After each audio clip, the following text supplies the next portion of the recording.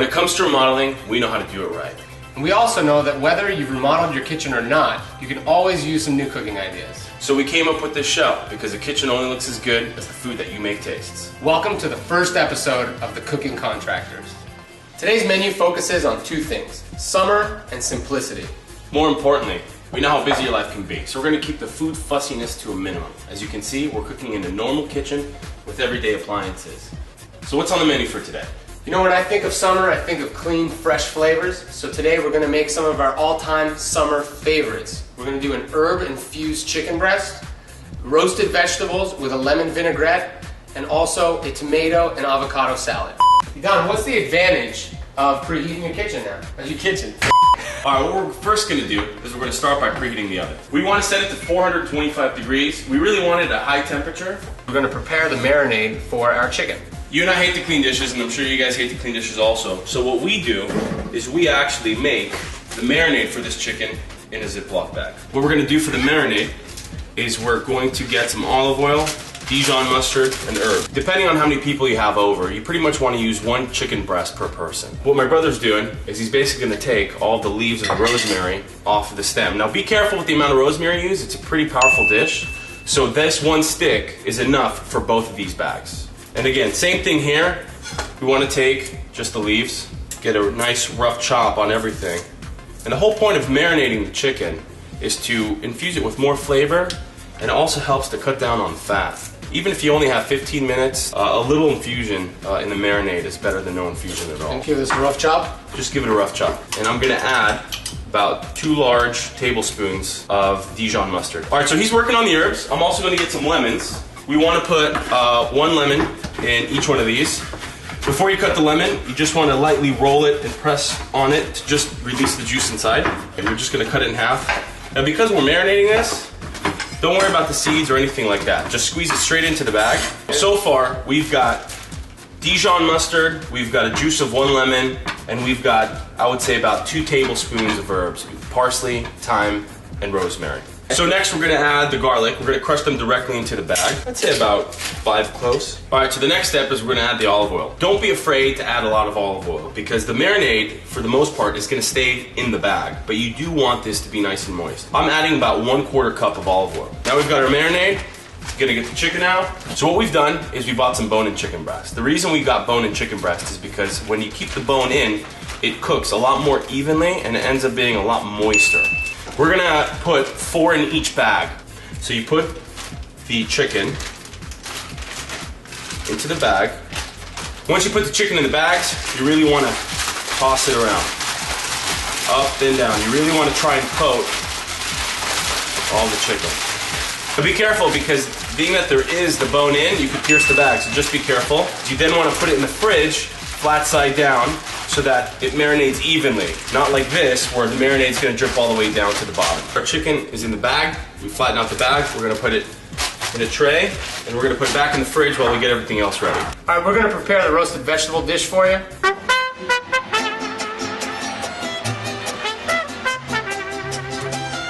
So my brother's gonna take all this summer squash. He's gonna cut them in half for us. This is gonna be like one of those real cooking shows where they just come down here and boom, like a bowl just appears. That's right. I'm gonna take the zucchini, cut the tops and the ends off, and then cut them into coin size. Yeah, try to make them an inch thick. That's way too thin. Inch thick. Yeah, even thicker than that. Even thicker than Even that. thicker than that. Even thicker. Even thicker than that. I'm trying. There we go. That's the thicker. thickness that you want. Have you guys ever seen a coin this thick? That's a 1-inch thick coin. Have you seen a coin this thick? No. What I'm gonna do the right way is I'm going to quarter these. Now the great thing about summer squash is even after you roast them, they have a nice little bite to them. How's my thickness? Your thickness is good. Fantastic. We're gonna add everything into the same bowl. This is how it starts off. I just want to take that little nub off, and this you can keep intact. So I'm just gonna cut this down to every single one of them. And then I'm gonna quarter them. We are gonna cut bell peppers. Bell peppers can be somewhat tricky to cut. Bell pepper is standing right side up. We're gonna put it to the side. We're gonna cut the bottom, and then we're gonna cut a little bit back, so it's almost like a little hat. Then what we do is we put it down like so. We make a slit we turn it to the side, and this is where the knife or a long knife helps. You just literally move your knife forward and roll the bell pepper.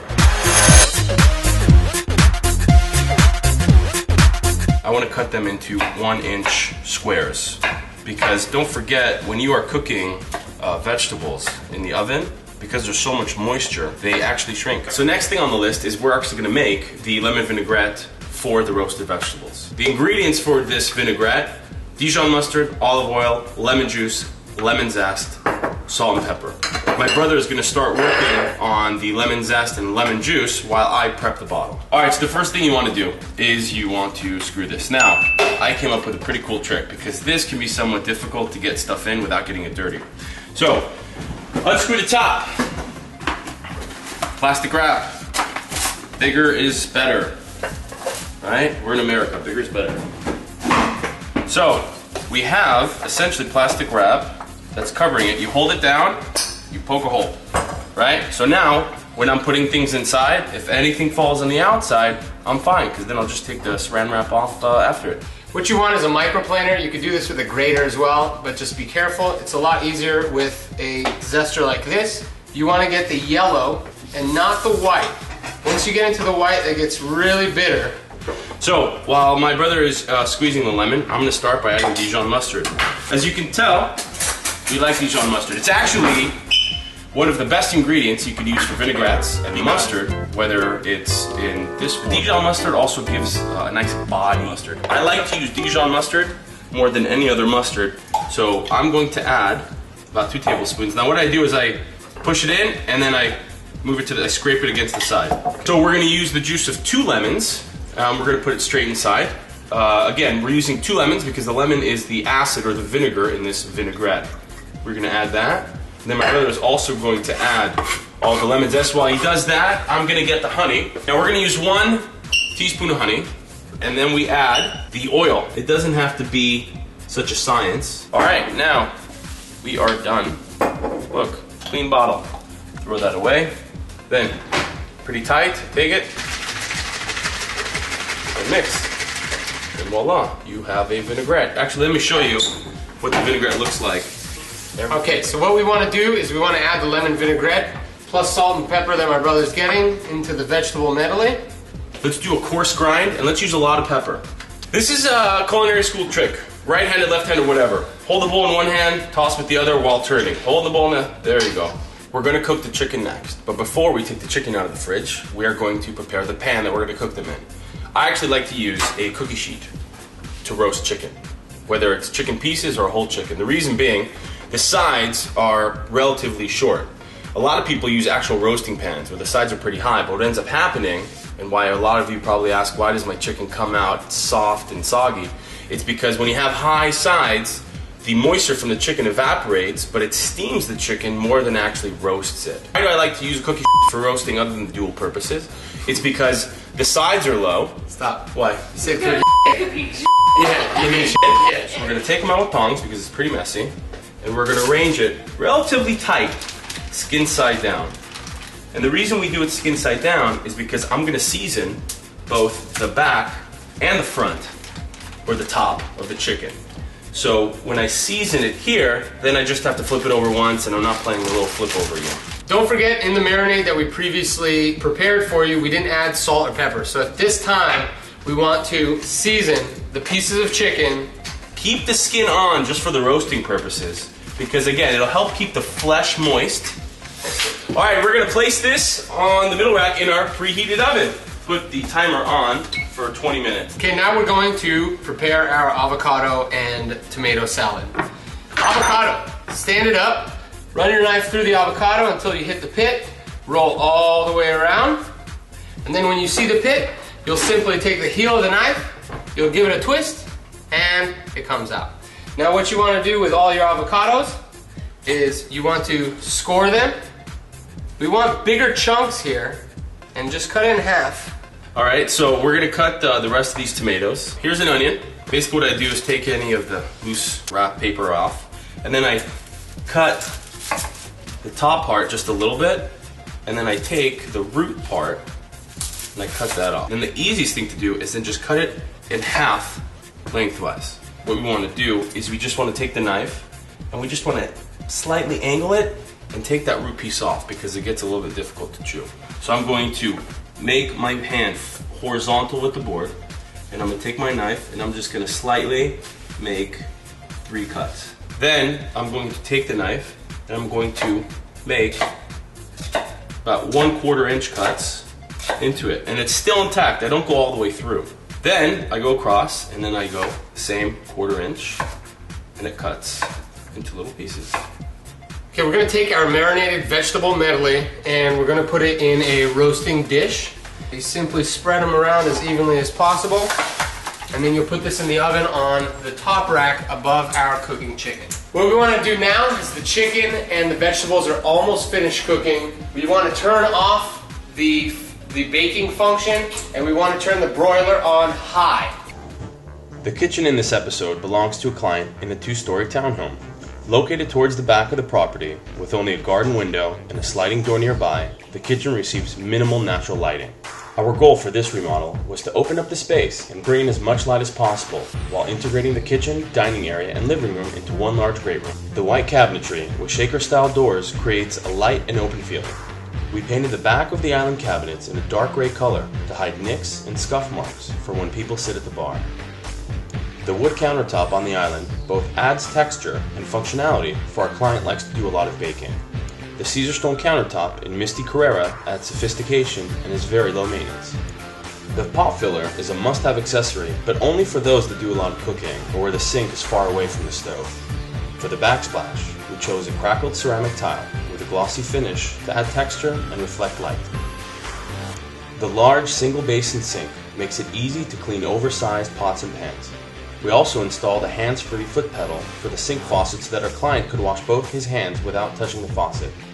The tall wall cabinet to the left of the sink provides added storage for everyday items. The inset glass panels allow for those storage items to add a homey feel. As is with most projects, there were some budgetary concerns. The original tile flooring was installed throughout the entire first floor and proved to be too costly to replace, so that had to stay.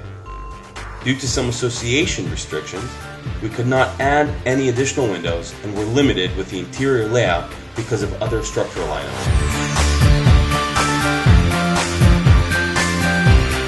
We are going to make vinaigrette that's a loose vinaigrette, meaning we're going to pour the ingredients into the dish and then just mix everything together. So we're going to make the vinaigrette. We are going to add the olive oil. Now don't forget to go to our website, www.doitrightremodeling.com, for all of the recipes for what we cooked today. So I added the olive oil, about 3 tablespoons of olive oil. We're going to add some red wine vinegar, fresh cut pepper, and then we're going to take some salt. And then we are loosely going to fold it over it. Yep, and while he folds that, a fun fact for you guys is that other than olives being the #1 fruit that produces oil, the second fruit that produces the most oil is actually an avocado. The roasted vegetables are done, and we're going to take them out of the oven right now. Don't forget that we didn't season this. The vinaigrette didn't have any seasoning. So I like to season vegetables after, just because they are a little bit more plump. They don't lose as much moisture throughout the cooking. This is what the broiler does. So we can smell that the chicken is ready, and we're both really hot in this tiny kitchen, so we know the oven's working. That's correct. And there you have it. Herb infused roasted chicken breast. We want to thank all of you for watching our show. Don't forget to visit our website, www.doitrightremodeling.com, DOITRIGHT remodeling.com. Yep. We'll have the recipes on there. Check out our weekly blog. Put a like on us on Facebook. We'd appreciate every Yelp comment as well. Yep. Thank you guys for watching. See you next time.